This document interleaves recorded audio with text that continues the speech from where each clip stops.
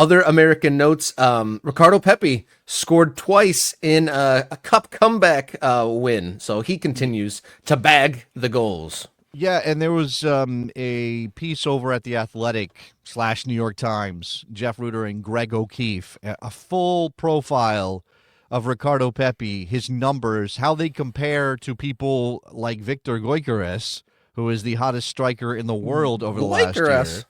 And they compare favorably. Let's just say that. And again, this is he's playing in a second-tier league in Europe. It's worth pointing out.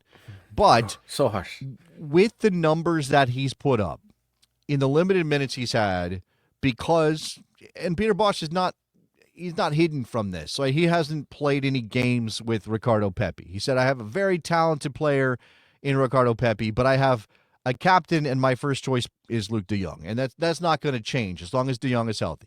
But it does create pressure for Pepi to play more because he keeps scoring every time he gets a chance. And it puts pressure on PSV Eindhoven to consider the offers that might be coming. And I don't know. Here's what I don't know yet. I think it's really hard to pin this down.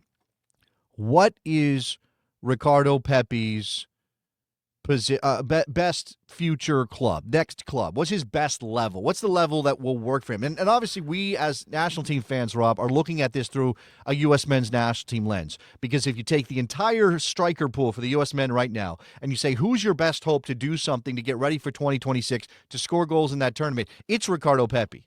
It's no there. You can talk about Fowler and Balogun, but he has not gotten up ahead of steam. Injuries have been a problem. He hasn't scored enough goals at Monaco to make me feel good about his future. Right? Josh Sargent, injuries, playing in the second division.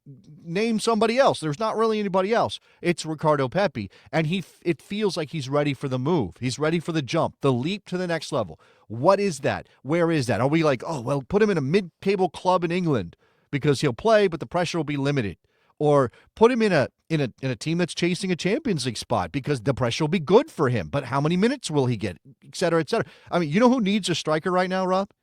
You know who needs because Gabriel Jesus just went down with an ACL injury. Kai Havertz isn't the guy.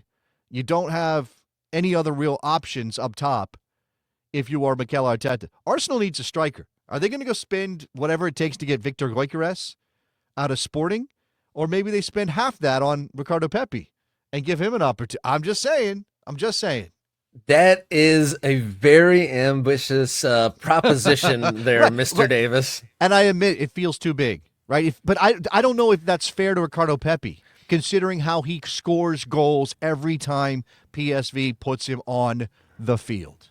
I would say, like, what comes to mind with Ricardo Pepi is his balloon was pretty full there for a while. He gets the move to Augsburg.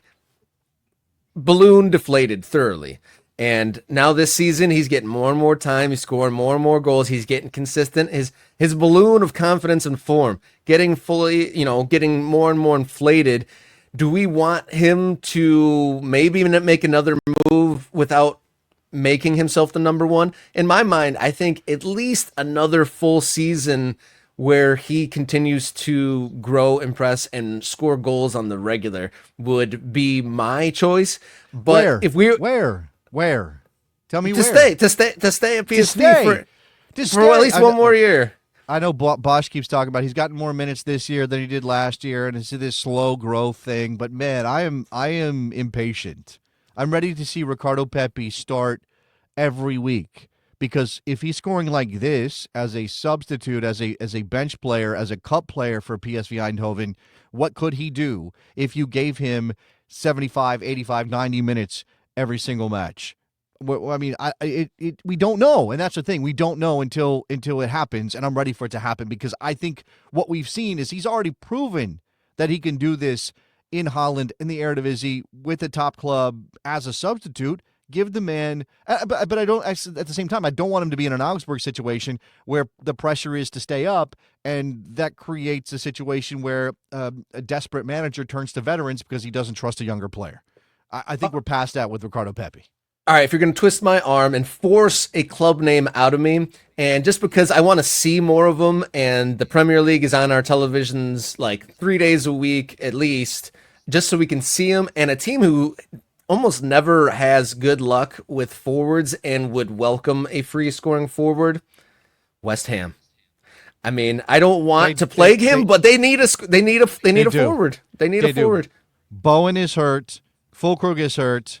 Mikel Antonio has a broken leg from a car crash. You're absolutely right. Maybe West Ham would be interesting with new management. Let's say new management. Yeah, I was going to say that's a great point because West Ham actually, I wouldn't have thought so, but West Ham is actually a pretty legit landing spot for Graham Potter, and he has a track record of, coaching up players that, don't have like some sparkling reputation. I mean, at Brighton, he did a great job of elevating that club, and and he had a lasting impact where multiple managers since, and that baseline level that he put there is reaping some rewards. And Graham Potter, he definitely, I don't know, I think if he sees some quality in him, I feel like he could give him a fair shake there at West Ham. That is I will accept that. I mean, again, I wouldn't have said that like a week or two ago with the management change. It seems a lot of a better landing spot. It does feel like something that might work out better with Potter rather than Lopetegui.